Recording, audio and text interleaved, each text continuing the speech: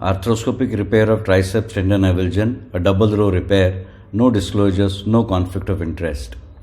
The elbow joint is entered from the direct posterior port and the probe is inserted from the posterolateral port to inspect the olecranon process. A diagnostic round is taken from the posterior aspect to examine the gutters. A 3.5 mm shaver tip is inserted from the posterolateral port and a thorough bursectomy is performed to expose the olecranon process and the tendon tear.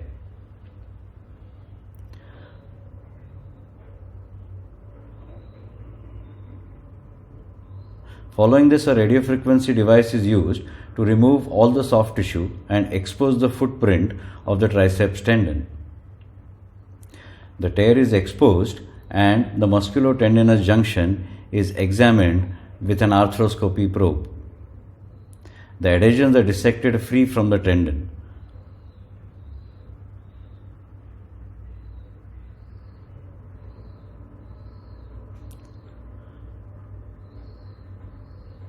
A crescent-shaped tear can be seen in the triceps tendon at this point in time.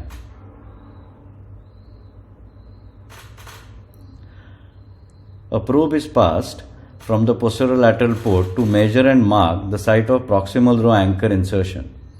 A radiofrequency device is used to mark the final site of anchor placement. A plastic cannula made up of a spinal needle sheath is inserted from the posterolateral port. A 2.8 mm single-loaded metal anchor is inserted next and is deployed at the footprint of the deep insertion of the triceps tendon and is confirmed by the fluoroscopic examination.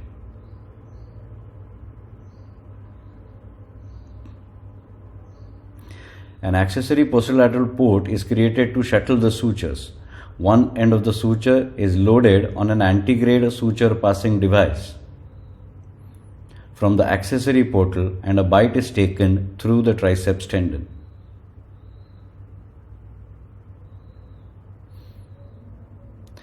The suture is parked in the posterolateral port. The other end of the suture is passed in the similar manner to create a mattress configuration of suture. After tying the arthroscopic knots, the sutures are retrieved in the direct posterior port. A radiofrequency device is used to clear the tissues from the distal footprint. This is followed by inserting a guide pin and is over-drilled by a 3.5 mm drill bit for deployment of a knotless anchor used for distal row fixation. The elbow is moved in flexion and extension to check the tension and the distal row is fixed with a 3.5 mm knotless anchor.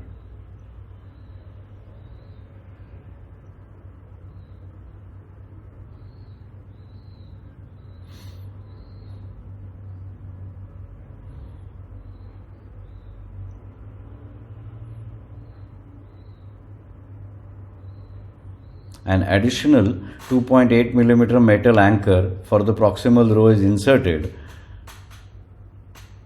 with an antegrade suture passing device. A bite is taken through the tendon, which is then tied in full extension.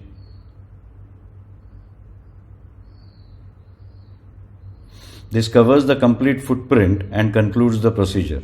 Thank you for watching.